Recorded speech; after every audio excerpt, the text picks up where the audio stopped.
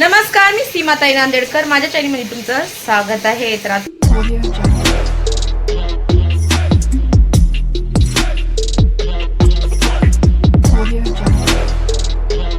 पूर्ण बघा. तर पाणी आलंय बघा, पाण्याचा आवाज येत असून तुम्हाला. तर पाणी आलं, पाणी वगैरे भरणं झालं, माझं भांडे पण झालं, स्वयंपाक पण झालं आणि पोरांचे पप्पा पण गेले कामाला. पोरं उठले सुद्धा आणि परत झोपले सुद्धा.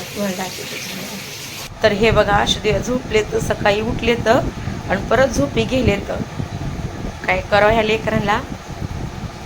अशा दिव्या उठायचं की नाही, घर झोपले तर. इकडे कपडे वगैरे धुतलेत मी, वाळू घातले तर.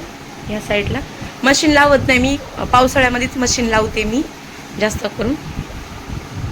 कचरेवाला अजून आलं नाही, काय नाही. कचरेवाला येईन आता किती वाजता, 10 वाजता काही येईन. 1 घंटा बाकी आहे अजून यायला. तर हे बघा, ह्यामध्ये घरमालकींचं काहीतरी सामान आहे. याच्यामध्ये सामान आहे आणि याच्यामध्ये पण शाळेत त्यांचं सामान आहे आणि याच्यामध्ये माझं सामान आहे. काहीतरी ठेवले मी, कागदपत्र काहीतरी आहेत वाटते. त्या साईडला काय पाण्याची टंकी आहे वाटतं. ते पण तुम्हाला खोलून दाखवते नंतर. पहिलं पोरांना काहीतरी आता बनवून देते चटपट. बघा आता तुम्हाला दाखवते. स्टूलवर चढते इथे. घरमालकींचं काही काही सामान आहे दाखवले तुम्हाला याच्यामध्ये. ह्या ड्रॉपमध्ये हे बघा, ते मडकं कशाचं आहे मला काही समजलं नाही. हे पुस्तकं घरमालकींचंच आहे, माझं काही नाही याच्यामध्ये. ॲपलचा फोन, हेच हे मोबाईल घेतलेले तर ठेवले तर. हे पुस्तकं इथं, हे मडकं आहे. या साईडला पण काहीतरी आहे, तिथे पण बघते. कागदपत्र दिसतं त्याच्यामध्ये कशाचे तरी. आणि हे मडकं आहे बाबा कशाचं तरी, हात नाही लावीन. पेन, हे पुस्तक आहे, इंग्लिशमधून पुस्तक आहे अभ्यासाचं. हे घरमालकींचं सामान आहे बघा, घरमालकींनं ठेवले. काय काय बघा,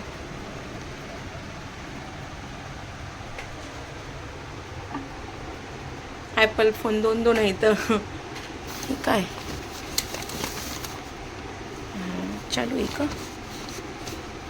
बंद दिसते. या थैलीमध्ये कागद आहेत, पुस्तकं आहेत. हे लावते, दुसरं दाखवते. हे वाला दाखवते खोलून तुम्हाला. स्टूल खाली घेते थोडंसं. पंखा बंद करते, नाही तर पंखा मला लागेल. पंखा लागू शकते ना, का की हे इथं पंखा आहे नाही तर हे ड्रॉप आहे ते, नाही तर माझ्या डोक्याला लागायचं नाही. वरी चढते ना, बापरे.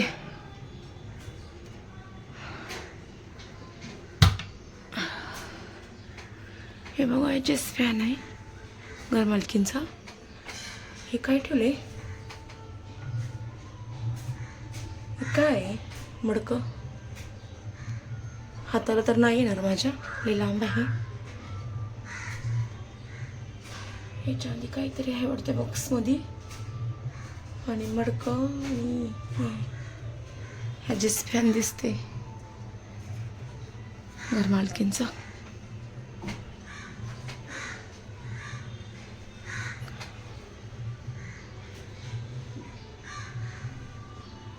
मडकं कशासाठी ठेवले काय माहिती.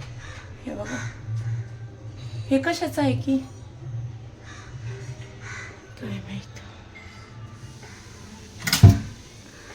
केजून गेले तर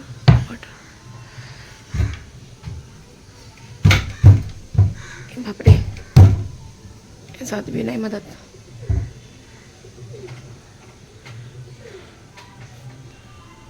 तर ह्याच्यामध्ये माझं सामान आहे. त्या साईडचं तर तुम्हाला दाखवते.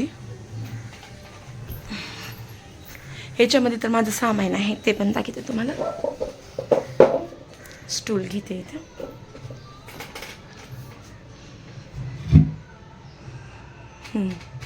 हे पहिलं मी झोपडपट्टीमध्ये राहत होते ना, तर हे असेच पोत्यामध्ये आणून ठेवून टाकले होतं मी. काही नाही, पोरांची खेळणे वगैरे आहेत आणि त्यांचे 5वीचे 7वीचे काही पुस्तकं ह्याच्यामध्ये मी ठेवून टाकले तर ह्याच्यामध्ये लेकरांचे खिलोणे आहेत. मी घरकामाला जायची ना, तर तिथून मला ते खेळायला लेकरांना दिले होते खिलोणे. खेळणे म्हणतात ना. एवढं काय इथे आहे ना, ही टाकी आहे इथं. ही पाण्याची टाकी आहे बघा. एवढी भरली, सकाळी पाणी आले ना तर एवढी भरली. तर पाणी इथून पडत राहते, हे इथून पाणी पडत राहते. काय की आता इथं 5 वर्ष झालं ना, कलर खराब झाला या. हे बघा, हे असं निघते, हे निघून जाते. हे असं हे हे घाण कशामुळं झालं, मग पावसाचं पाणी इथून यायचं त्याच्यामुळे हे घाण झाले हे सगळं. इथं पण गळायचं. हो, हे पाणी दिसते का ठिपके, हो हे इथून गळायचं पाणी, इथंपर्यंत गळायचं. तर हे पाण्याची टाकी आहे इथे, इथं लावते. तर नाही, इथं बी खराब झाले बघा, हे निघून गेले सिमेंट. तर घरमालकीन म्हणली म्हणून खाली कर म्हणली मला रूम ह्यासाठीच. तर असे हे ड्रॉप आहे तर इथं 4. तर त्या साईडला नाही ड्रॉप, तुम्हाला दाखवते मी. इथं पण आहे ड्रॉप, पण इथं मी सामान ठेवलं आहे माझं. इथे नाही, तर किचनमध्ये नाही ड्रॉप. हे का, इथे नाही ड्रॉप. इथं राहिलं असं तर चांगलं झालं असतं ना, इथं राहायला पाहिजे होतं ड्रॉप, पण इथं नाही आहे. इथं नाही आहे ड्रॉप. त्या साईडला आहे काहीतरी ठेवायचं, पण हात पोचत नाही ना, म्हणून नाही ठेवत. मी बघितलं घरमालकींचं पण काही सामान आहे इथं. 4 वर्ष झालं, पण त्या सामानला मी कधीच हात नाही लावले. ॲज अ स्पॅम पण आहे. आणि ते मडकं कशासाठी त्यांनी ठेवले ते काही माहिती नाही मला.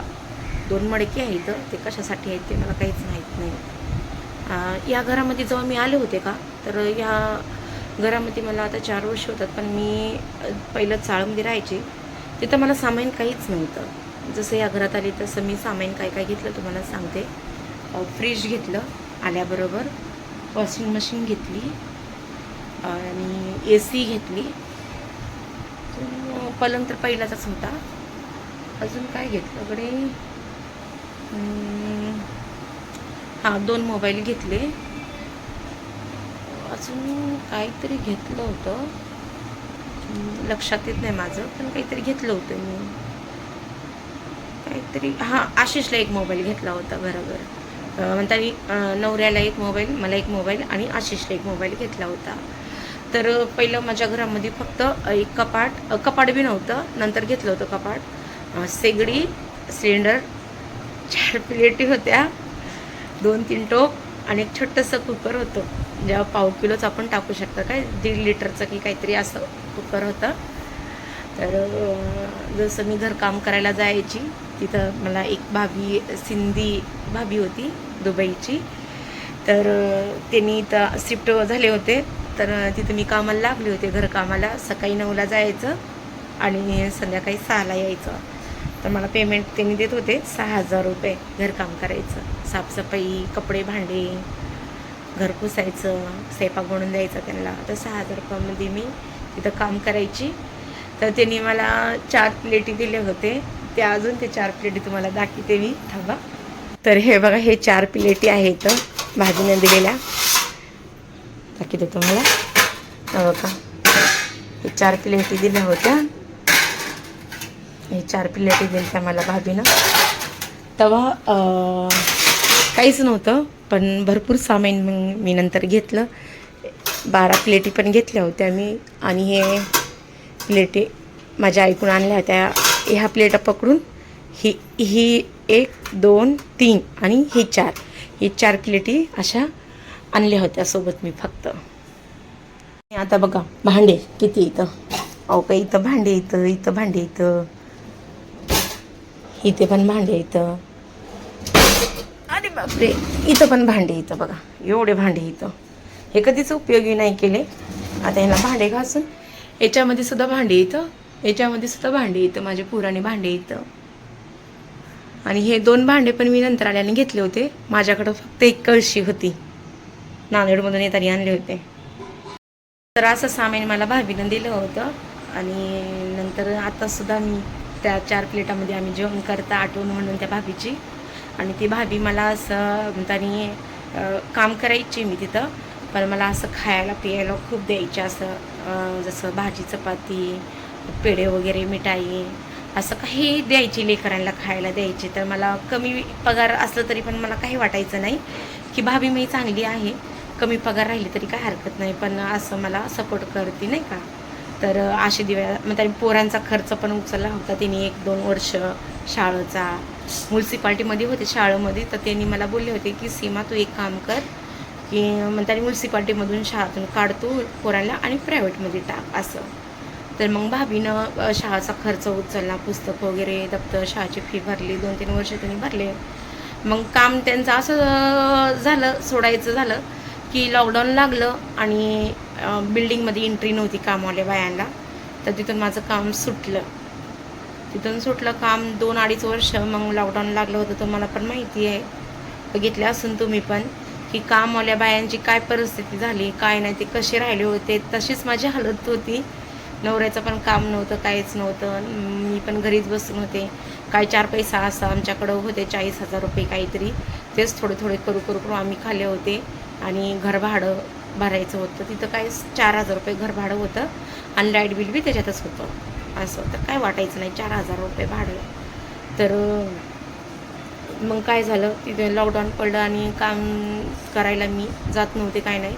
मग तिथून रूम खाली केली, इथं घेतली मी.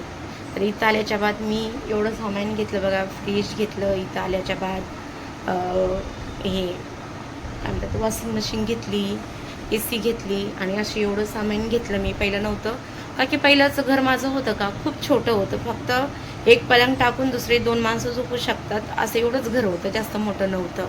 म्हणून मी काहीच सामान घ्यायची नाही आणि वाटायचं. आणि तेवढा वेळ पण भेटत नव्हता मला, का की सकाळी 9ला जायचं, लेकरं पण सकाळी 7ला जायचं आणि 1ला यायची शाळेतून मी, आणि 9ला 7ला जायचे आणि रात्री यायचे. आणि मी 9ला जायची, 6ला यायची, परत 8ला जायची आणि 11ला यायची, रात्रीचे भांडे घासायला जायचे मी.